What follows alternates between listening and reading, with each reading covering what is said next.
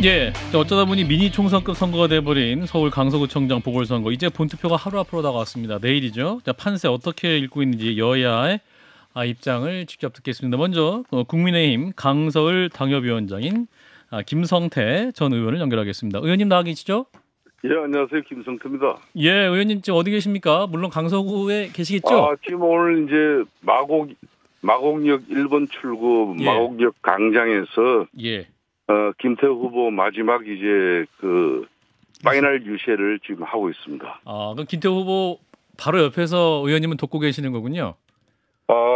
지금 방송 때문에 잠깐 차량으로 조금 한 1km 정도 떨어진 걸로 들어봤습니다. 감사합니다. 자, 의원님도 방해가 되기 때문에. 예, 그럼요. 예.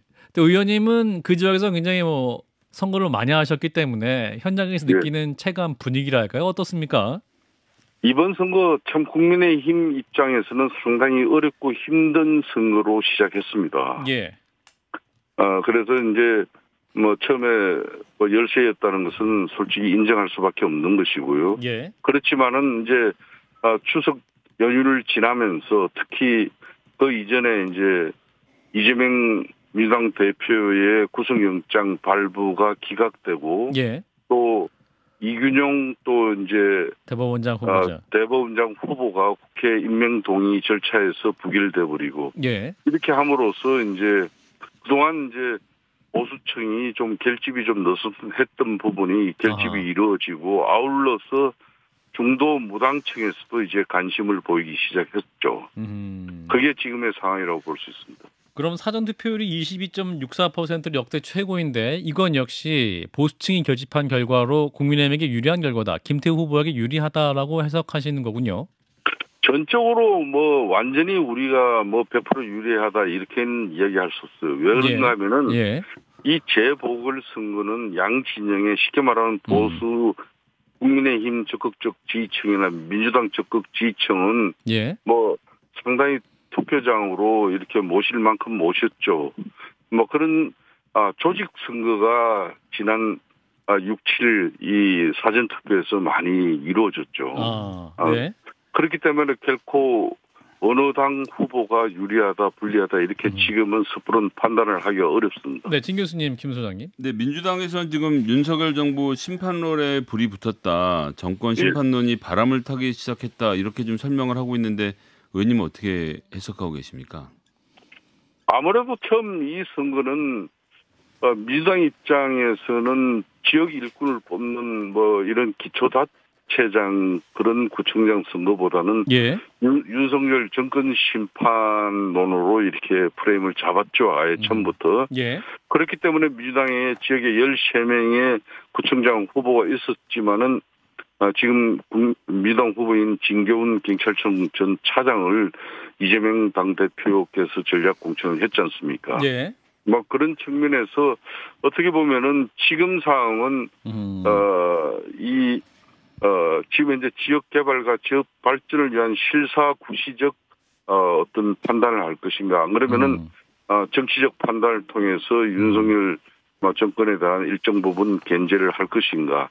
이런 판단이 지금 남아 있는 것 같아요. 의원님, 근데 사실 이제 국민의힘이 선거 초반에 예를 들면 안철수 상임고문이라든지 나경원 상임고문, 정진석 의원 포함해서 그 메머드급 선대를 꾸려서 이게 기초자치단체 선거라기보다는 전국 단위 선거인 것처럼 볼륨을 키웠던 것은 사실은 민주당이라기보다는 국민의힘이라고 볼 수 있지 않을까요? 저희들도 그걸 부정하기는 어렵습니다. 지금도 마지막 파이널 유세에도 지금 김성현 소장님께서 말씀하신 분들 한 분도 안 빠지고 다 오시는데 보니까. 현장에 계세요? 그분들 다? 현장에 공교롭게 다 왔어요. 당연히 오셔야지 마지막 날인데. 그래서 실질적으로 기초 230여 개 기초단체장 중에 하나 보궐선거 그런 장이라고 보기는 어렵게 돼 있는 건 사실이죠. 진 교수님. 민주당도 마찬가지인 것 같습니다. 이재명 대표가 병원 퇴원 후에 발산역 현장 직접 방문해서 연설하지 않았습니까? 열기가 상당히 뜨거웠던 것 같은데 어떻게 보십니까?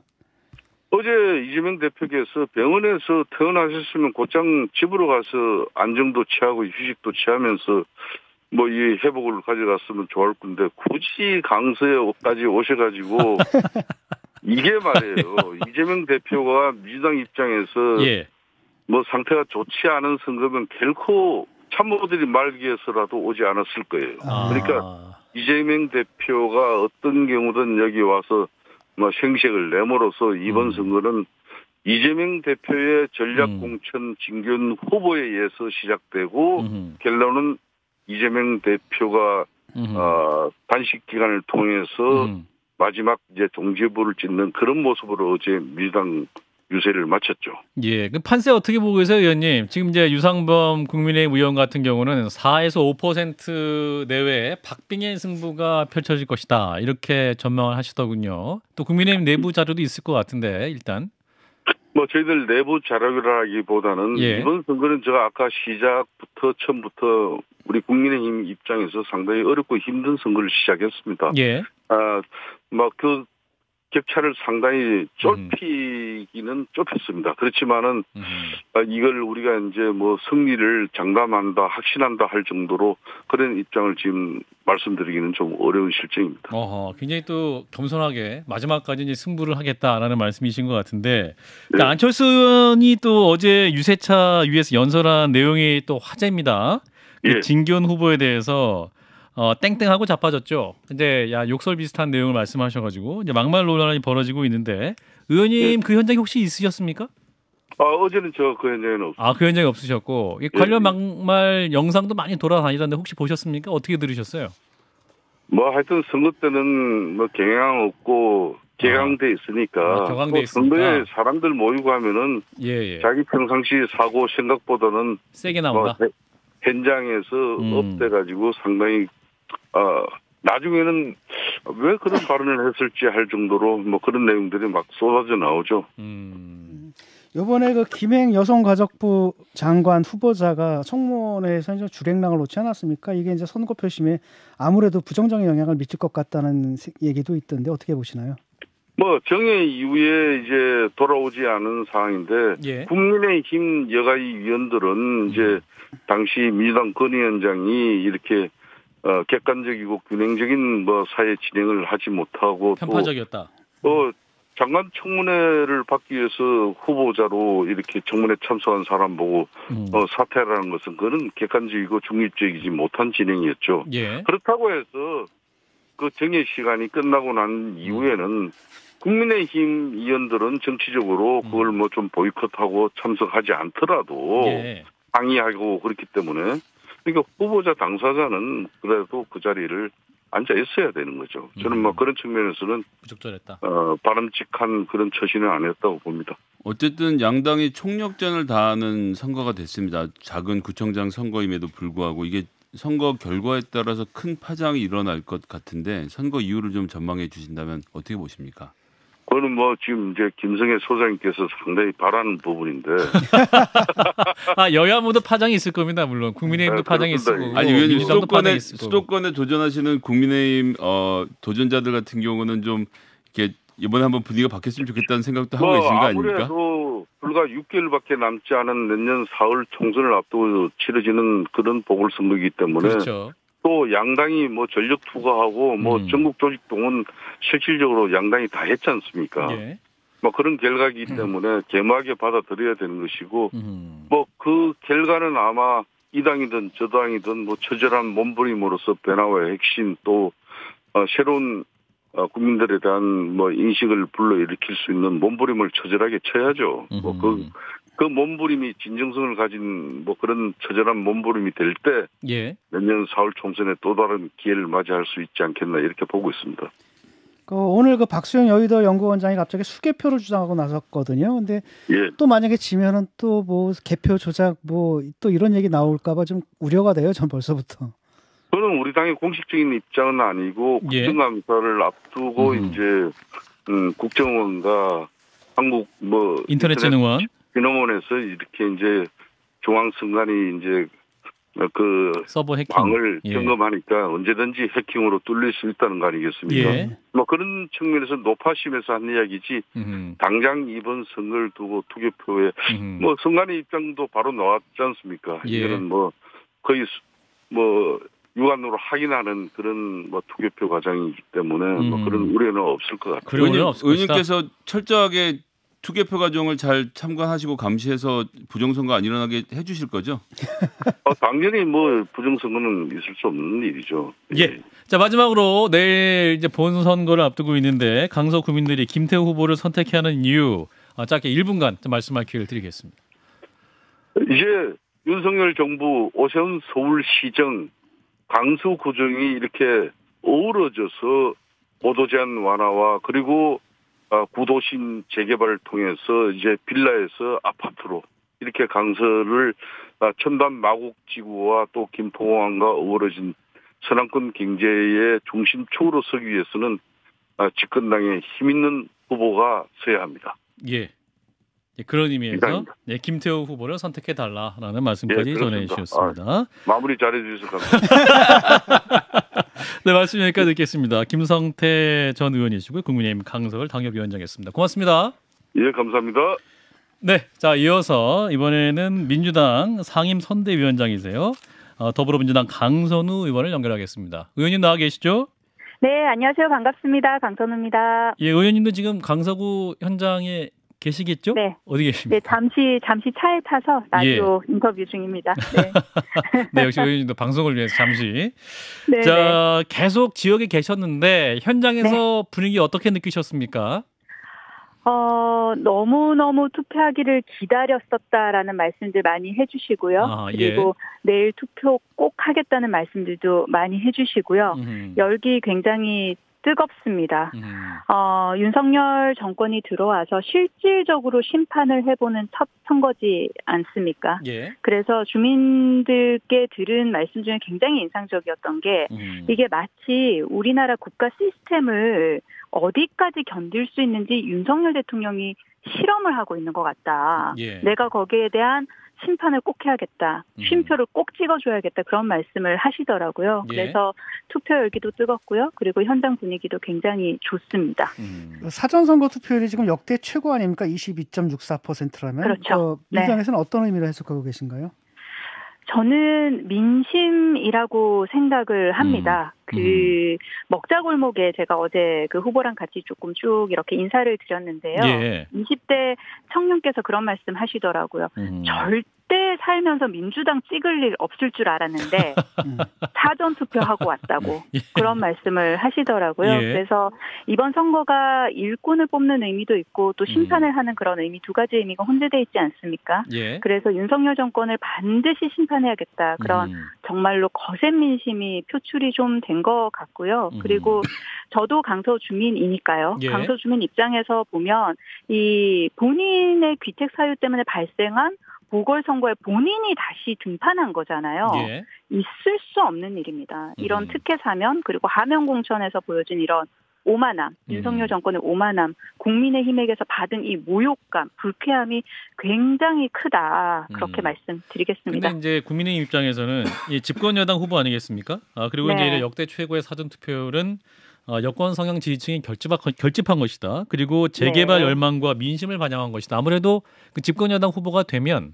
어떤 개발 문제에 대해서도 더 긍정적인 전망을 할 수 있기 때문에 여당이 더 유리한 상황이다. 이렇게 해석을 하고 있습니다. 근데 국민의힘도 유세하잖아요. 예. 그러면 바닥 민심 볼 텐데 아마 뭐 그렇게 좀 희망 회로를 돌리시는 것 같아요. 희망 회로일 그리고 뿐이다. 이 집권 여당 프리미엄 과시하면서 계속해서 그거를 좀 주요 그 선거 유세 전략으로 쓰고 있는 것 같은데 예. 우리 마곡지구 같은 경우에는 2005년에 개발 계획이 발표가 된 겁니다. 예. 그래서 13년 동안 계속해서 이렇게 성장을 해오고 있는 것이고요. 예. 그리고 앞서서 우리 김성태 당협위원장께서 고도 제한 완화 말씀하시면서 또 정부 여당 프리미엄 말씀하셨는데 고도 제한 같은 경우에는 2013년에 우리 강서 주민 33만이 서명을 하신 거예요. 예. 그렇게 해서 시작이 된 일들입니다. 그래서 이런 일들이 지금까지 계속 이어져 있고 이제 매듭을 좀 짓는 시기가 다가오고 있어요. 그러니까 갑자기 난데없이 정부 여당 프리미엄 이야기를 하면서 이걸 우리가 하겠다고 하는데 이게 굉장히 오랫동안 이어져 온 사업이었다는 거, 그리고 그 이어져 오고 성장해오는 동안 민주당이 집권했다는 것, 특히 이 강서구에서는 민주당 구청장이 있었다는 점 다시 한번 말씀드립니다. 이거 바닥 민심 말씀하시니까 여쭤보고 싶은데 어제 이재명 대표 병원 퇴원하고 나서 발산역 현장을 직접 방문해서 연설도 했는데 어제 현장에 계셨었죠? 네, 있었습니다. 표심에 좀 어떤 영향을 미칠 거라고 분석하고 계십니까? 현장 분위기가 굉장히 뜨거우면서도 무거웠어요. 그러니까 그 이재명 대표께서 병원에서 이제 퇴원하셔서 오셨는데 뭔가 막 이렇게 활발한 그런 선거 유세가 아니었거든요.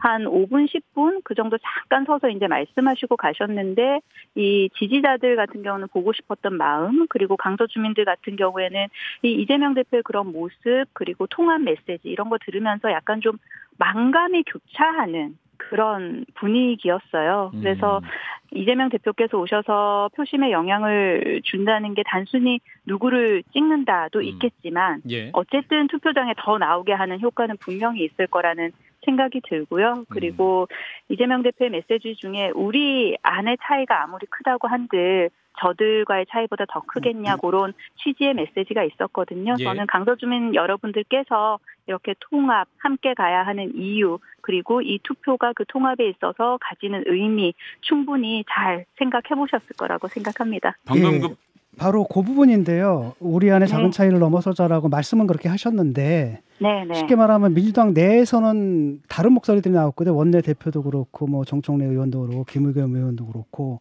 거의 뭐 그 체포동의안 그 통과에 그 가결에 찬성을 했던 그 사람들 속건해가지고 처벌을 하자 이런 분위기가 있는데 이재명 대표의 이 말에 의미를 가지려면 그런 식으로 강성 발언을 하는 사람들, 그런 의원들에게 불이익을 주겠다라는 경고성 목소리가 같이 나와야지 이게 좀 의미가 있을 것 같은데요.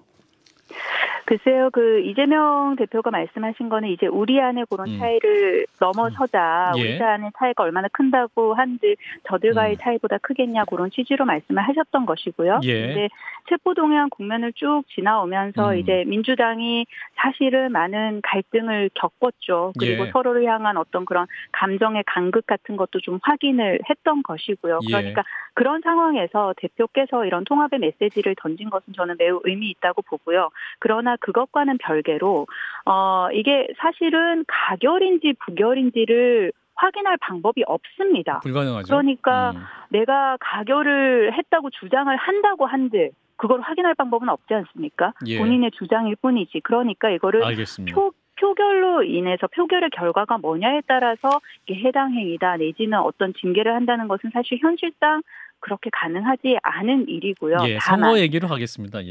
다만 이 과정에 있어서 체포 동의안을 두고 일종의 딜을 하려고 했던 행위는 있었다는 것이거든요. 그렇다면 그 행위에 대해서는 그냥 넘어갈 수는 어렵지 않겠냐. 그런 이야기입니다. 알겠습니다. 일단 뭐 선거 때문에 좀 모셨기 때문에 그 얘기를 좀 좁혀서 다시 말씀을 드리면 아까도 김성태 전 의원에게도 김행 여가부 장관 후보자의 청문회 이탈 사태가 선거에 어떤 영향을 미칠 것인가, 이 부분을 질문을 드렸는데 민주당에서 이 부분은 어떻게 보십니까? 저는 이제 신원식 국방부 장관 임명하고요. 그리고 유인촌 문체부 장관 임명하면서 김행 장관은 후보자는 임명하지 않았잖아요.